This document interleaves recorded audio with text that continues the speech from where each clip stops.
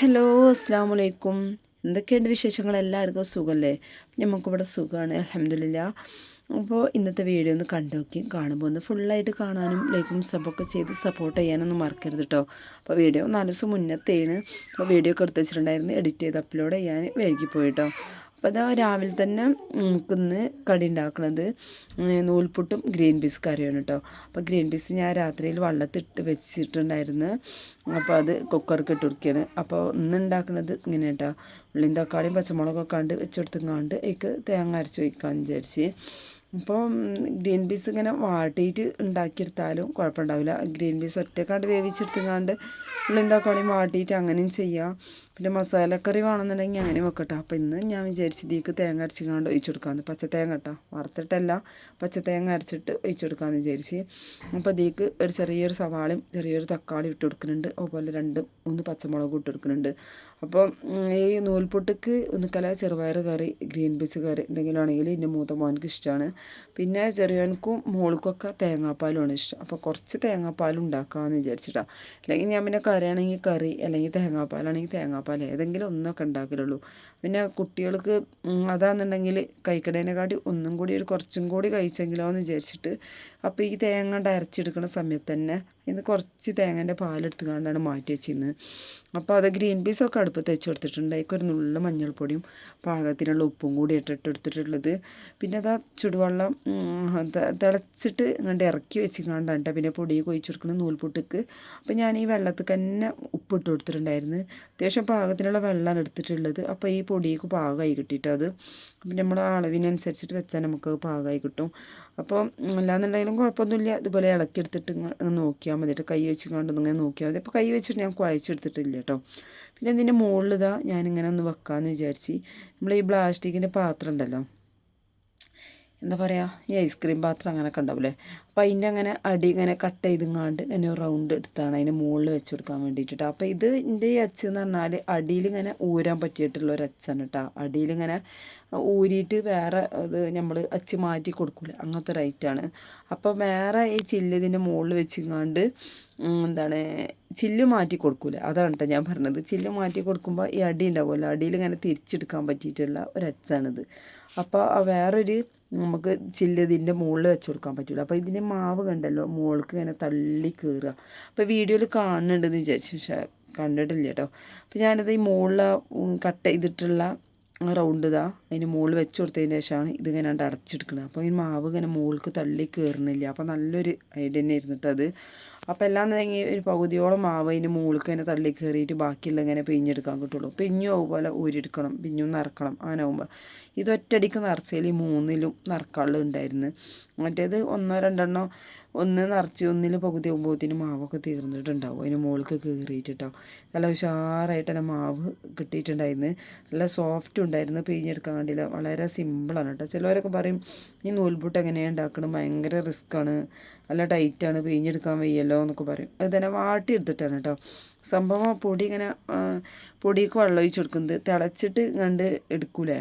അപ്പോൾ തിളച്ചെടുത്തുങ്ങാണ്ട് പിന്നെ നമ്മളതിൻ്റെ ഇറക്കി വെച്ചുകൊണ്ട് ഒരു 2-30 കുറച്ച് നേരം കേട്ടോ ഒന്നും കണ്ട് വെയിറ്റ് ചെയ്ത് കണ്ട് ഒഴിച്ചു കൊടുത്താൽ മതി.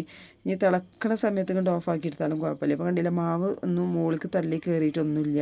പക്ഷെ നമ്മൾ ആ വെച്ച് കൊടുത്തിട്ടുള്ള അതുണ്ടല്ലോ ആ റൗണ്ട് മുകളിൽ വെച്ചിട്ടുള്ള, അപ്പോൾ അതിങ്ങനെ അടിയിലേക്ക് ഇങ്ങനെ നമ്മൾ മാവ് ഇങ്ങനെ പിഴിഞ്ഞെടുക്കുന്നതിനനുസരിച്ചിട്ട് ഇങ്ങനെ അടിയിലേക്ക് പോയിട്ട് അവിടെ ഇങ്ങനെ ഒട്ടി പിടിക്കും. അപ്പോൾ എടുക്കണം എന്നുണ്ടെങ്കിൽ അടി തുറന്നിട്ട് ഇത് എടുക്കട്ടോ. അതിൻ്റെ അടി ഇങ്ങനെയാണ്, അടി ഇങ്ങനെ ഊരിയെടുക്കണ അച്ചാണ് കേട്ടോ.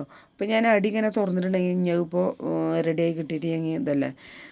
അപ്പം ഇനി അത് തിരിച്ചെടുക്കാൻ, അപ്പം ഞാൻ അടി തിരിച്ചെടുക്കാതെ തന്നെ ഒരു കത്തിൻ്റെ ചുണ്ടുകൊണ്ട് ഇങ്ങനെ എടുത്തിട്ടോ. അങ്ങനെ എടുത്തുകൊണ്ട് കുഴപ്പമൊന്നും ഉണ്ടായിട്ടില്ല. പിന്നെയും അല്ലേ ഇതുപോലെ തന്നെ ഞാൻ മാവ് വെച്ച് അതിന് മുകൾക്ക് ആ പ്ലാസ്റ്റിക്കിൻ്റെ ഇത് വെച്ച് കൊടുത്തുകൊണ്ട് തന്നെ മാവ് നിറച്ചെടുത്തിട്ടോ. അപ്പോൾ എല്ലാം ഉഷാറായിട്ട് തന്നെ പിഴിഞ്ഞെടുക്കാൻ പറ്റിയിട്ടുണ്ടായിരുന്നു. പിന്നെ ഞാൻ ഇതുവരെ അതിൻ്റെ മുകളിൽ അങ്ങനെ ഇതിന് മുമ്പ് വെച്ച് കൊടുത്തിട്ടുണ്ടായിരുന്നു. പിന്നെ സാധനം പോയപ്പോൾ പിന്നെ ഒരു കട്ടിയുള്ള എന്തെങ്കിലും കടലാസൊക്കെ ആണെങ്കിലും കുഴപ്പമൊന്നുമില്ല കേട്ടോ. നമ്മൾ കുറച്ചൊരു കട്ടിയുള്ളതാവണം, അല്ലാതെ തന്നെ ഈ ചെറിയ കട്ടിയില്ലാത്തൊക്കെ വെച്ചിട്ടുണ്ടെങ്കിൽ ഇങ്ങനെ ഉണ്ട് വെള്ളമൊക്കെ നനഞ്ഞിട്ടുണ്ടെങ്കിൽ ഇതാവില്ല. ഇത് പിന്നെ കുഴപ്പമൊന്നുമില്ല കേട്ടോ, പ്ലാസ്റ്റിക്കിൻ്റെ ഇതല്ലേ, ആ പാത്രത്തിൻ്റെതല്ലേ. അപ്പോൾ അതുകൊണ്ട് കുഴപ്പമൊന്നുമില്ല. അപ്പോൾ ഇതിൻ്റെ മുകളിൽ ഇതുപോലെ വെച്ച് കൊടുത്തിട്ട് വേണം ഇതുപോലെ ഇതിങ്ങോട്ട് അടച്ചെടുക്കാൻ. അപ്പോൾ എല്ലാ മാവും കൊണ്ട് പിഴിഞ്ഞെടുക്കാൻ പറ്റുമല്ലോ, ഉഷാറായിട്ട് കിട്ടും. മാവ് ഇങ്ങനെ മുകളിൽ തള്ളി കയറണമെന്നില്ല കേട്ടോ. കണ്ടില്ലേ, ആദ്യത്തെ ഇത് ഞാനിതാ ഇതിൽ ഒഴിച്ചു കൊടുത്തിട്ടുണ്ട്. അപ്പോൾ ഇതിനിതാവണ നേരം കൊണ്ട് തന്നെ മറ്റേ നമുക്ക് അച്ചിയിൽ നിറച്ച് കൊടുക്കുകയും ചെയ്യാം. സേവനായി എന്ന് പറയില്ല ഓരോരുത്തർ, ഓരോതിൽ പറയില്ലല്ലേ. പണ്ടില്ല നല്ല സോഫ്റ്റുമാണ്, നല്ല കാണാൻ നല്ല ഉഷാറായിട്ട് തന്നെ നൂൽപുട്ട് കിട്ടും ചെയ്യും കേട്ടോ. എനിക്ക് തോന്നുന്നത് വാട്ടി ഉണ്ടാക്കുമ്പോൾ നന്നായിട്ട് കുഴഞ്ഞു പോകുന്നു. അപ്പം ഞാൻ ചില ദിവസങ്ങളിൽ നൂൽപുട്ട് ഓരോ ദിവസങ്ങളിൽ ഓരോ ഐറ്റം തന്നെ കേട്ടോ കടിയേറെ ഉണ്ടാക്കൽ. പിന്നെ ഉഴുന്ന് ദോശയാണെങ്കിൽ അത്, അല്ലെങ്കിൽ സാധാ ദോശ ഉണ്ടാവില്ല, നമ്മൾ കലക്കിപ്പാർന്ന ദോശ അങ്ങനെ ഉണ്ടാക്കും.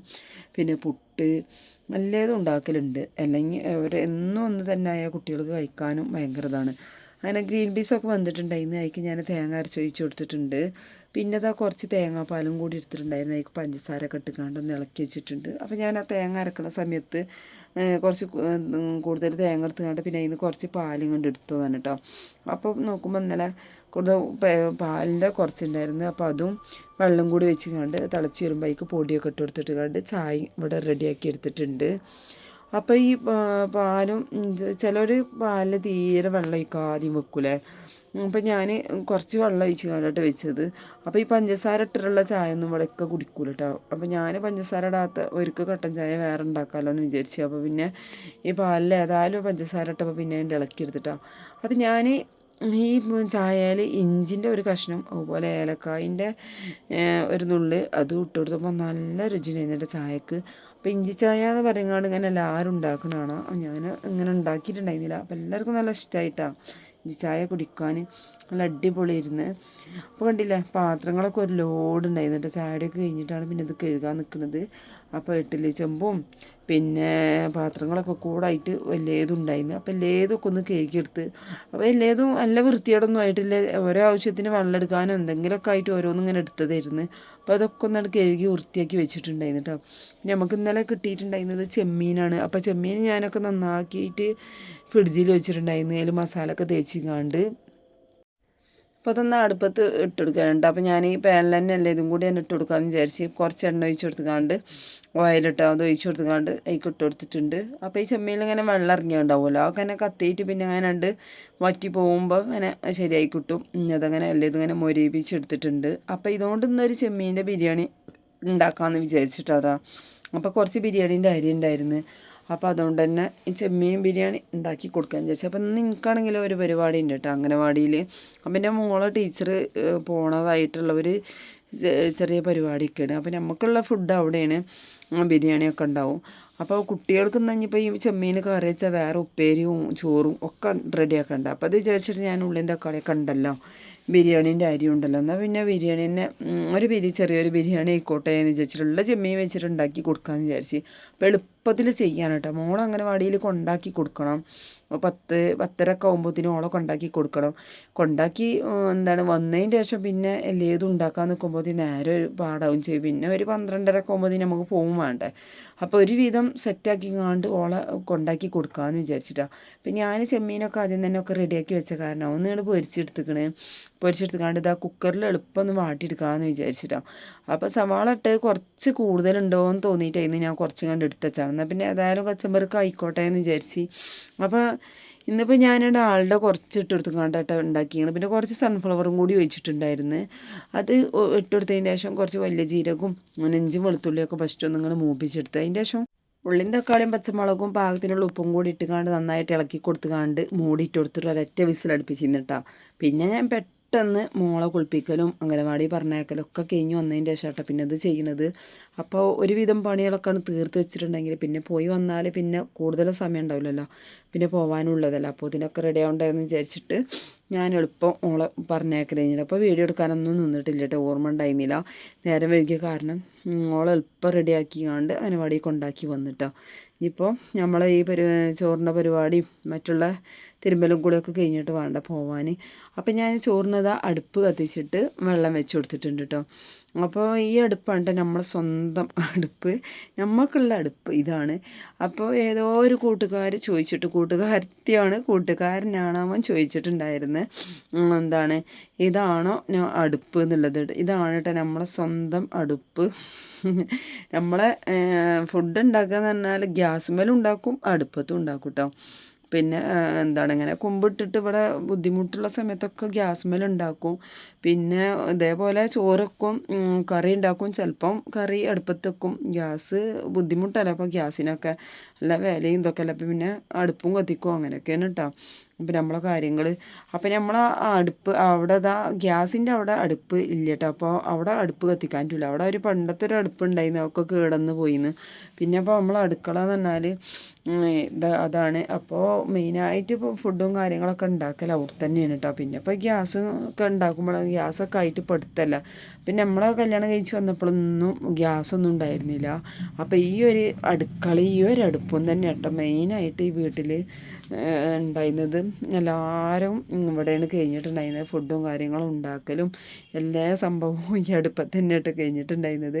അടുപ്പിൽ കുറച്ച് മാറ്റം എന്ന് പറഞ്ഞാൽ പൊളിഞ്ഞിട്ട് കുറച്ചൊക്കെ ഞാൻ റെഡിയാക്കിക്കണമെന്നല്ലാതെ ഈ സ്ഥാനത്തിലോ ഒന്നിലോ ഒരു മാറ്റമില്ല കേട്ടോ. ഇവിടെ തന്നെ ഇരുന്ന്. അപ്പം ഇനി വീടാവണ സമയത്താണ് ഇനി അടുക്കളൊക്കെ മാറുള്ളൂ, അടുപ്പും മാറുള്ളൂ കേട്ടോ. അപ്പം നമുക്ക് ഇനി വീടൊക്കെ ഉണ്ടാക്കുമ്പോൾ പിന്നെ എങ്ങനെയായാലും ഇപ്പോൾ ഒരു ഇതിൽ അടുക്കളയിൽ പുകയാത്ത അടുപ്പൊക്കെ അല്ല ഉണ്ടാവുക. അപ്പോൾ ഇൻഷാ അല്ലാഹ് വീടാവണ സമയത്ത് ഒക്കെ ആയിക്കോളും എന്ന് വിചാരിക്കുന്നുണ്ട്. അപ്പോൾ ഇതാ പറഞ്ഞു പിടിച്ചിട്ട് നമ്മളെ ബിരിയാണിക്കുള്ളതൊക്കെ സെറ്റായിട്ടുണ്ട് കേട്ടോ. അപ്പോൾ ഞാൻ കുക്കറിൽ ഒരൊറ്റ വിസിലടുപ്പിച്ച് വെച്ചിട്ടുള്ള ഉള്ളിയും തക്കാളിയൊക്കെ ഉണ്ടല്ലോ, അതൊക്കെ ചെമ്പട്ടിക്ക് ഇട്ട് നന്നായിട്ട് കണ്ട് കുഴഞ്ഞിട്ട് വെന്ത് കണ്ട് ഉടഞ്ഞിട്ടുണ്ട് കേട്ടോ. അതൊക്കെ നന്നായിട്ട് ഉടച്ചെടുത്തുകൊണ്ട് അതിക്ക് പൊടികളായിട്ട് മഞ്ഞൾപ്പൊടിയും പിന്നെ ബിരിയാണി മസാലയും മാത്രം ഇട്ട് കൊടുത്തിട്ടുള്ളൂ. പിന്നെ പാകത്തിലുള്ള ഉപ്പ് പാകം നോക്കിയിട്ട് ഒന്നും കൂടി ഇട്ട് കൊടുത്തിട്ടുണ്ട്. അതിൻ്റെ ഉള്ളിൽ പിന്നെ കുറച്ച് തൈര് ഒഴിച്ച് കൊടുത്തിരിക്കണ്, അതന്നെ ഉള്ളൂ കേട്ടോ. പിന്നെ മല്ലിയില, അതിൻ്റെ കുറച്ച് ഗരം മസാലയും കൂടി ഇട്ട് കൊടുത്തിട്ടുണ്ടായിരുന്നേ. പിന്നെ അതിൻ്റെ ശേഷം ഞാൻ പൊരിച്ച് വെച്ചിട്ടുള്ള ചെമ്മീനുണ്ടല്ലോ, അതിട്ട് നന്നായിട്ടൊന്ന് ഇളക്കി തിളച്ചതിൻ്റെ ശേഷം ചോറിട്ട് കൊടുക്കുകയാണ്. അപ്പോൾ ഈ ചോറുണ്ടല്ലോ ബിരിയാണി അരി തന്നെയാണ്, പേരെന്താണെന്നൊന്നും എനിക്ക് അറിഞ്ഞൂടാ കേട്ടോ. അപ്പം നമ്മളിന്ന് ഒരു പരിപാടിക്ക് പോകുമല്ലേ, അപ്പോൾ പിന്നെ കുട്ടികൾക്കാണെങ്കിൽ ഒന്നും ഇല്ലേനു, വെള്ളിയാഴ്ച ദിവസമാണേനും. പിന്നെ ബിരിയാണീൻ്റെ അരി കുറച്ച് ഇവിടെ ഉണ്ടായിരുന്നു കേട്ടോ. അപ്പോൾ അതുകൊണ്ട് പിന്നെ ഉച്ചക്കൊക്കെ ഉള്ളത് മതിയല്ലോ, ഞാൻ പിന്നെ അവിടെ നിന്നും കഴിക്കുമല്ലോ എന്ന് വിചാരിച്ചിട്ട് ഇങ്ങനെ ആക്കാമെന്ന് വിചാരിച്ചിട്ട്. അപ്പോൾ മീൻ കൊടുക്കുന്നതാണെങ്കിലോ ഈ ചെമ്മീൻ ഇരുന്നേനു, പിന്നെ ഈ മീനൊരു കറിയാക്കി പിന്നെ ഒരു ഉപ്പേരിയും ചോറും ഒക്കെ റെഡിയാക്കിയിട്ട് ആവണ്ടേ. അപ്പോൾ ഇതുണ്ടാക്കിയാണ്ട് ഇതിലേക്ക് ഒരു സലാഡും ഒരു അച്ചാറും ഉണ്ടെങ്കിൽ ഒരു കഴിച്ചോളുമല്ലോ. അപ്പോൾ ഇതൊക്കെ റെഡിയാക്കി കൊടുത്തുക്കാണ്ട് എനിക്ക് പോവാമെന്ന് കരുതിയിട്ടോ. അപ്പോൾ ഇങ്ങനെ ആകുമ്പോൾ എളുപ്പമുള്ള പരിപാടിയാണ്. ഉള്ളിയും തക്കാളിയൊക്കെ കുക്കറിലാണ്ട് അപ്പാണ്ട് വാട്ടെല്ലാം കഴിഞ്ഞതുകൊണ്ട് തന്നെ പരിപാടിയൊക്കെ എളുപ്പമായിരുന്നു കേട്ടോ. അപ്പോൾ ഞാനത് ചോറിട്ട് കൊടുത്തുക്കാണ്ട് ചോറിങ്ങനെ ഈ കത്തുമ്പോൾ ഇട്ട് കൊടുക്കണം കേട്ടോ. അടി ഇങ്ങനെ കത്തുമ്പോൾ ഇങ്ങനെ അതിൻ്റെ ഒരു ആവി ഇങ്ങനെ പൊന്തി വരും, ആ സമയത്ത് ചോറിട്ട് കൊടുക്കണം. അപ്പോൾ ഒരു പ്രത്യേക ഒരു സ്മെല്ലും കാര്യങ്ങളൊക്കെ ഉണ്ടാവും കേട്ടോ ചോറിന്. അപ്പോൾ ഞാൻ ചോറ് പിന്നെ ഒക്കെ ഉണ്ട് റെഡിയാക്കിയാണ്ട് അതിൻ്റെ മുകൾക്ക് കുറച്ച് ആർക്കേജ് ഒഴിച്ച് കൊടുത്തിട്ടുണ്ടായിരുന്നു. പിന്നെ ഞാൻ ആ അടുപ്പ് മാറ്റി കൊടുത്തിട്ടാണ്. അപ്പോൾ വല്ലാതെ അടി കരിഞ്ഞ് പോകട്ടോ, അത്യാവശ്യം നന്നായിട്ട് ചൂടുണ്ടല്ലോ. അപ്പോൾ ഇനി തീയൊക്കെ കോരിയതിൻ്റെ ശേഷം ചൂടുള്ള അടുപ്പത്തേക്ക് വേണമെങ്കിൽ ഇറക്കി കൊടുക്കാമെന്ന് വിചാരിച്ച് ഇതിന് മുകൾക്ക് കുറച്ച് കണൽ കോരിയിടുകയാണ്. അപ്പോൾ ഈ അടുപ്പത്ത് ഉണ്ടാക്കുമ്പോൾ അതിനൊരു പ്രത്യേക ഒരു രുചി തന്നെയാണ് കേട്ടോ. ഈ ബിരിയാണി ഒക്കെ ഉണ്ടാകുമ്പോൾ നമ്മൾ ഗ്യാസുമ്മേ ബിരിയാണിയൊക്കെ വെക്കുമ്പോൾ പിന്നെ ഇങ്ങനെ തീ ഇടാൻ പറ്റില്ലല്ലോ. അപ്പോൾ പിന്നെ തീ ഇടണമെന്നൊന്നുമില്ല, കുക്കറിലാണെങ്കിലും ബിരിയാണിയൊക്കെ റെഡിയാക്കി എടുക്കട്ടോ. പക്ഷേ ഈ ബിരിയാണി ഉണ്ടാക്കുന്ന സമയത്ത് എനിക്ക് ഈ അടുപ്പത്ത് ഉണ്ടാക്കിയിട്ടില്ലെങ്കിൽ വല്ലാത്തൊരു വൃത്തികേടാണ് കേട്ടോ ഗ്യാസുമ്മ ഉണ്ടാക്കുമ്പോൾ. പക്ഷേ ഗ്യാസുമ്മ ഉണ്ടാക്കലൊക്കെ ഉണ്ട്. അപ്പോൾ എന്തായാലും ഞാനിതാ പോവാൻ എൻ്റെ കുളിയും കാര്യങ്ങളൊക്കെ കഴിഞ്ഞ് വന്നതിന് ശേഷം ഇതൊക്കെ ഒന്ന് മസാല ഒന്ന് ഇതൊന്ന് റെഡിയാക്കി സെറ്റാക്കി കൊടുത്തിട്ട് പിന്നെ വിളമ്പിയിട്ടൊന്നുമില്ല കേട്ടോ. അപ്പോൾ മക്കൾ ജുമായരിന് വന്നിട്ട് ഒരു എടുത്ത് കഴിച്ചോളും. അപ്പോൾ ഇത് ഞാൻ അംഗൻവാടിയിലെത്തിയിട്ടുണ്ടായിരുന്നു. അംഗൻവാടിയിലെത്തിയിട്ട് അടിപൊളിയായിരുന്നിട്ട് എല്ലാവരും കൂടി. പക്ഷേ ഞാൻ വീഡിയോ എടുക്കാനൊന്നും വിചാരിച്ചിട്ടുണ്ടായിരുന്നില്ല കേട്ടോ. അപ്പോൾ ജസ്റ്റ് ആരൊക്കെ ഒന്നിങ്ങനെ ചെറുതായിട്ടൊരു വീഡിയോ എടുത്തിട്ടുണ്ടായിരുന്നു, അതും കൂടി ഇതിൽ ഉൾപ്പെടുത്തിയതാണ്. ഈ വീഡിയോ എടുക്കാനൊക്കെ മറന്നു പോയിട്ടോ. ഫോണ് അടക്ക് വെച്ചിട്ട് നമ്മളെല്ലാവരും കൂടി സംസാരവും കാര്യങ്ങളൊക്കെ ആയിന്ന് എല്ലാവരും കൂടി ഭയങ്കര രസമായിരുന്നു കേട്ടോ. അതൊക്കെ തന്നെയല്ലല്ലോ ജീവിതത്തിൽ നമ്മളെ സന്തോഷങ്ങളും കാര്യങ്ങളും. അപ്പോൾ നമ്മളെ കുട്ടികളെ അംഗനവാടിയിൽ നിന്ന് ഇനി പിരിഞ്ഞ് പോവില്ലല്ലോ, ഒരു സ്കൂൾക്ക് പോവുമല്ലോ ഇനി. അപ്പോൾ എല്ലാവരും കൂടി ഫോട്ടോയും കാര്യങ്ങളൊക്കെ എടുത്ത് ഫുഡ് അയച്ച് ടീച്ചർക്ക് ഗിഫ്റ്റൊക്കെ കൊടുത്തിട്ടോ. അപ്പോൾ നമ്മളെ വീഡിയോ ഇഷ്ടമാണെങ്കിൽ ഒന്ന് ലൈക്ക് ചെയ്ത് സപ്പോർട്ട് ചെയ്യണമെന്ന് മറക്കരുത്.